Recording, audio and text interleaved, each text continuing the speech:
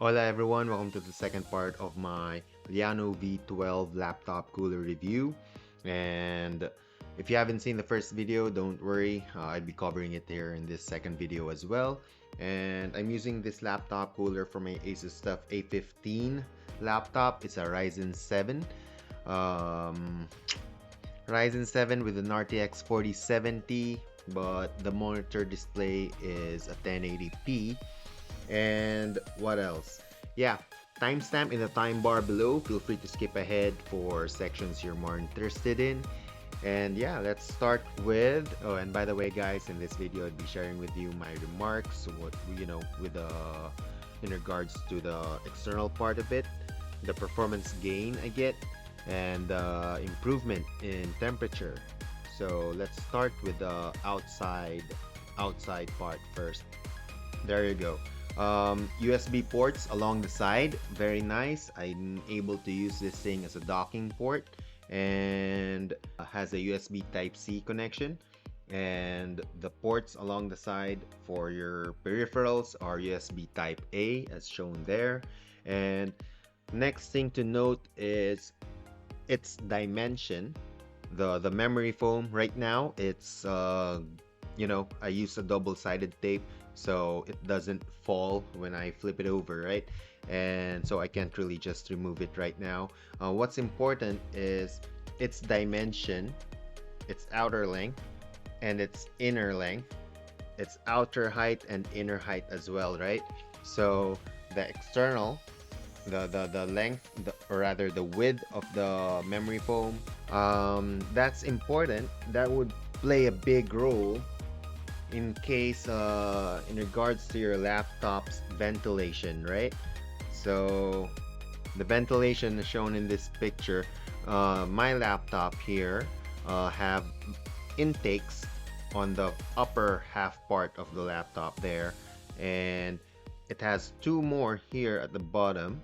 I think this one is the SSD somewhere here and the Wi-Fi somewhere here, I think. These two here, yeah, I believe they're vents, and speakers are here. Area where your intake is really is important. We'd want to make sure it aligns somewhere within this area here. This foot peg here, I'm not actually using it because first, my laptop doesn't really slide down. If you have a bigger laptop, it may slide down, maybe, but I doubt it really. Yeah, this foot pegs might come in handy, but in my case, if my laptop is moved near the foot peg like that, number one, the vents along the bottom is sitting right on top of the memory foam, and secondly, it's the memory foam at the back is somewhat restricting the exhaust vent of my laptop. That's why when I place it onto the cooler here, I raise my laptop like that a bit, just so that the exhaust port is more, blowing out air easier, and at the same time, the vents on the lower part of my laptop is getting some air as well, right? The dimension of your laptop will really come in. It's really important to consider that as well. And here are some pictures. Here's a picture of the dimension of the memory foam in case you'd need it. Compare it against your laptop before actually purchasing the cooler. It might not be, as efficient as you'd want if it doesn't align, right? And so that's the external part. I have the non-RGB variant. I use this as a docking station.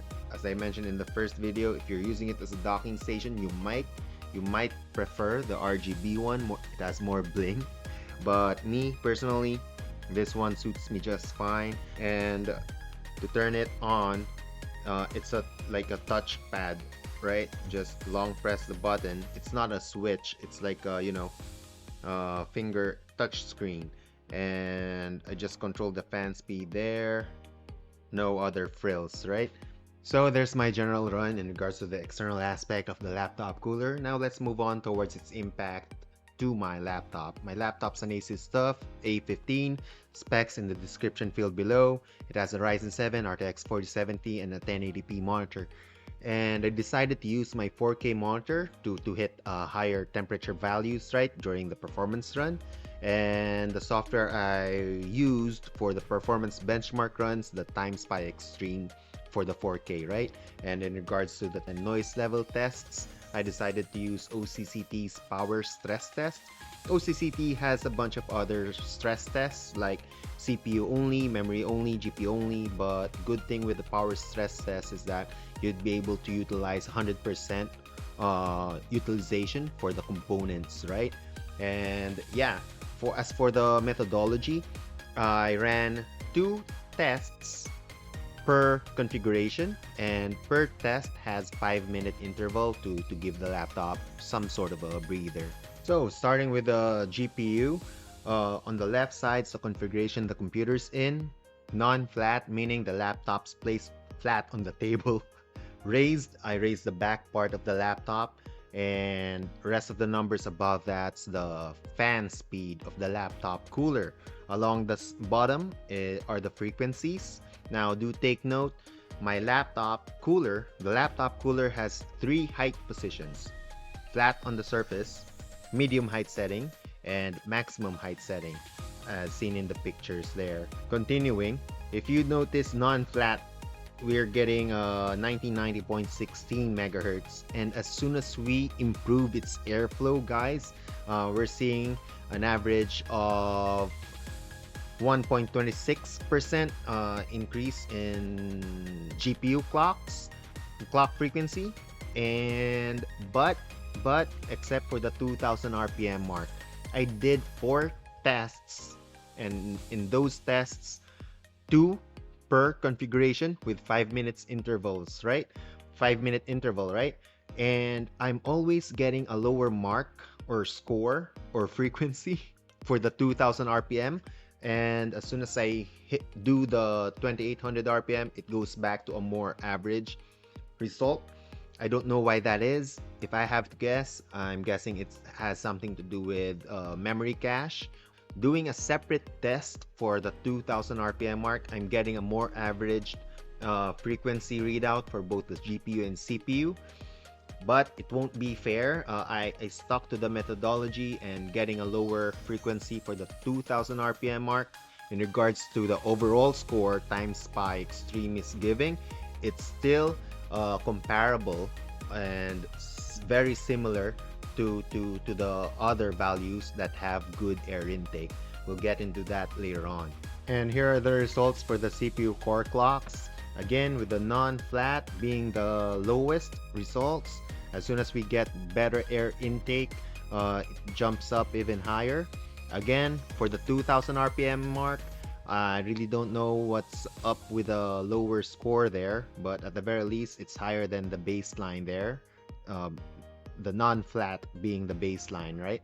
And at 2800 RPM, it's even higher, 4243 megahertz. Now for the frame rates, I used Hardware Info 64 for this one. Present mon, something like that, GPU BC rate. Frame rate presented versus displayed.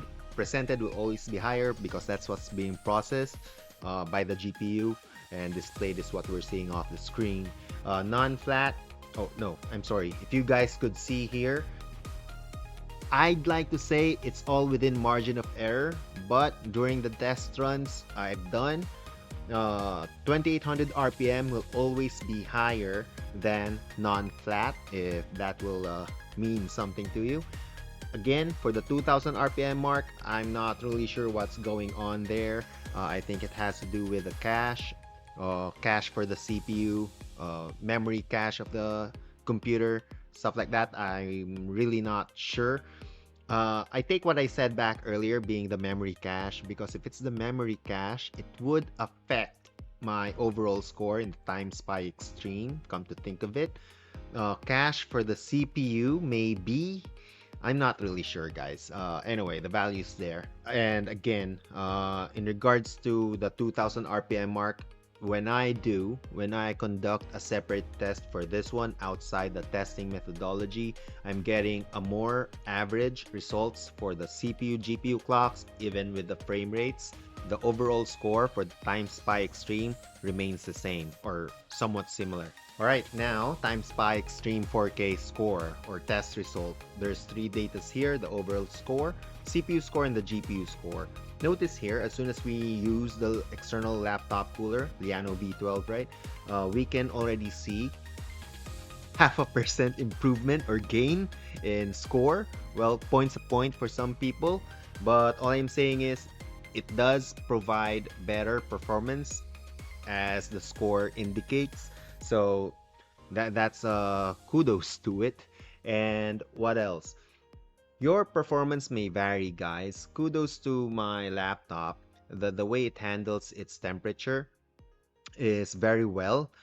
Meaning, as soon as you get that air intake, I already mentioned it earlier, but for those people who skip, as soon as you get that good air intake, the performance plateaus, and as we can see here, 300 RPM in regards to earlier, and what I'd be showing you guys later on, the temperature is not that low, but it's not thermal throttling. So as long as your computer is not thermal throttling, you may see very similar results with or without a cooler, depending on your scenario. Moving on towards CPU and GPU temperatures, non-flat being the warmest.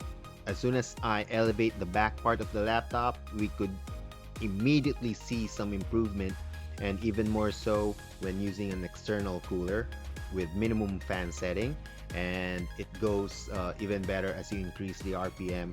But notice, as you hit 2000 RPM, it plateaus there already.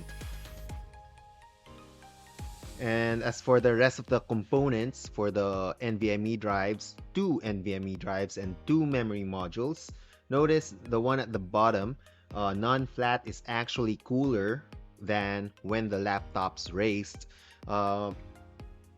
I'm guessing the way my laptop's designed, some of the warm air, instead of going out of the laptop, some of the warm air is being blown where the NVMe drives and the memory modules are, causing a higher temperature than the one being flat on the surface.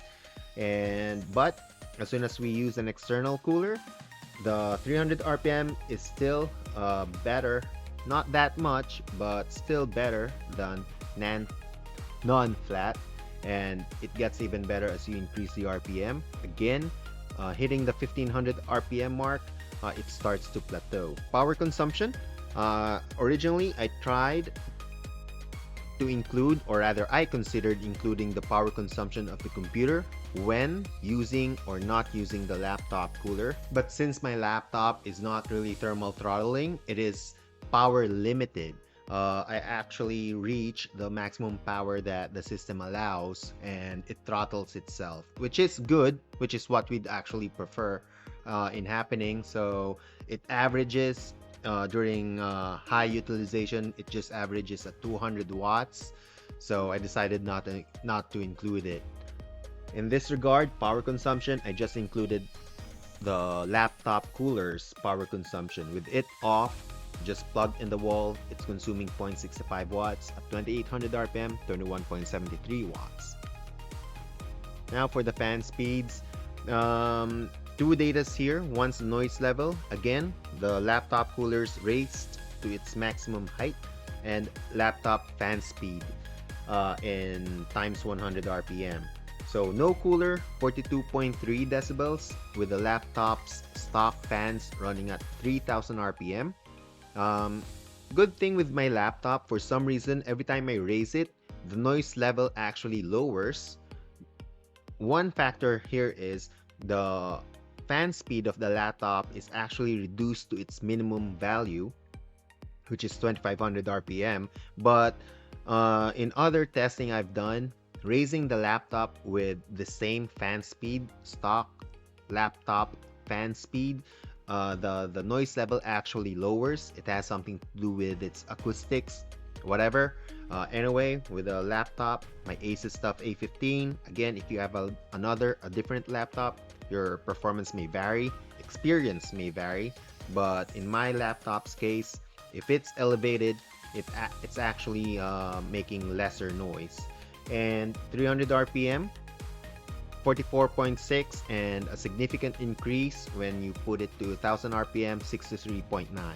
63.9 decibels is comparable to a quiet street, I believe, or quiet. It kind of fluctuates between quiet home and quiet street, somewhere there, if I'm not mistaken. You could Google it. But reaching 70 decibels, it's similar to normal conversation, it says. I don't know how loud people talk, but 70 decibels is pretty annoying, especially in a small room like this one. So in this last slide here, again, OCCT personal power stress test version 13.03 data sets here now. First one's the noise level with the laptop cooler flat on the surface. The second is noise level with the laptop cooler on its maximum height setting, and the laptop fan speed in times 100 RPM. Let's start with the flat no cooler. It gets pretty loud because of the fan speed noise, right? And once it's elevated, it drops down to 61.4 decibels and 6200 RPM still. And once we use the laptop cooler, it gets even much quieter, and 60.2 decibels. Now, with the laptop cooler flat on the surface, an average of 2 to 3 decibels reduction. So more on that later on. And if we compare it to 1000 RPM mark, the noise level is pretty much similar. Well, depending if it's raised or not, right? But it's still somewhat tolerable. From 57 decibels with it flat for the 300 RPM and 61.3 decibels with it flat on 1000 RPM. Still, as per my app, it's saying that it's still considered a quiet room, but it is pretty noticeable, guys. And in my opinion, 1000 RPM is a better option if you're in a small room compared to 1500, because that jump from 61.3 and 64.3 is pretty noticeable. But for example, if I'm in a hotel where my laptop's far away near the TV, right, I wouldn't mind. But in a closed setting like this one, it gets pretty annoying, even with the headsets on. Well, except if it has noise canceling, right? Yeah. And 2000 RPM, even louder, and 2800 RPM after that. Do take note of the laptop's fan speeds. 1000 RPM runs the laptop's fan speed at 5700 RPM. And if I bump the RPM of the external laptop cooler to 1500, it reduces it even more to 4600 RPM.